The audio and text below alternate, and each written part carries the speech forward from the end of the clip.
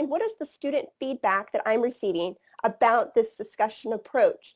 And I took a couple quotes here that I want to share with you all to discuss and explain what the feedback has been to this days of the week approach to facilitating discussions.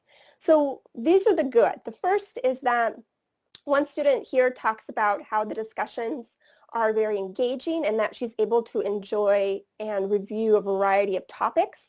I really like this one quote over here that says that I was originally very skeptical of the response system for our assignments, and I couldn't understand why a response to a fellow peer would benefit them if we both don't know much about the topic.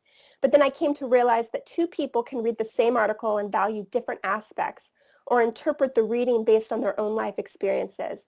And once the ideas clicked, I wanted to be more involved in my responses. And what I love about that particular piece of feedback is it gets at exactly what my goal is for this whole discussion, which is for them to be able to learn more from their peers in the classroom and then become more invested in participating in the discussion, to want to log in, to want to see what their peers are saying in regards to their own posts and their own ideas, and then come to understand why this discussion can be meaningful. But like I said at the very beginning of my little presentation here, there is student pushback, because it does require students to log into the course, and some students just don't want to do that.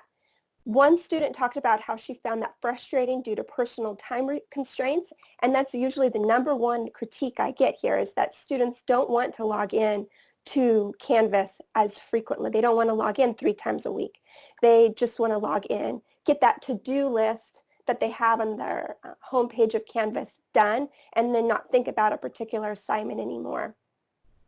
And this student right here, I ended up having a really good conversation that I'm going to share with you a little more about, where she shared with me in an email that she's frustrated by the 3 days a week rule for discussions. She talked about how she has 2 jobs and taking a variety of classes, and that it's sometimes hard for her to get on to discussion boards 3 times a week and do a good job of it. And why I want to share this response with you all is because of what happened next. She shared this with me in an email. I invite students in all my classes halfway through the semester to send me an email or actually facilitate a phone conversation in which they share their feedback about the class. And that gets at a couple of things. One is that it's kind of a good old Seinfeld airing of the grievances period for students, where they feel like they can air all their grievances to me, explain everything that they don't like, and I can talk them through it and maybe adjust something if necessary. But it also allows me to respond and explain why something is done the way it is.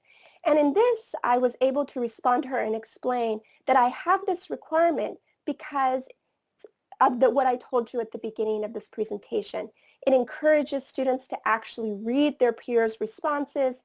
It encourages them to participate in more critical thinking aspects of their conversations, and that there is a reason for it. Even though she may not like it, there is a reason.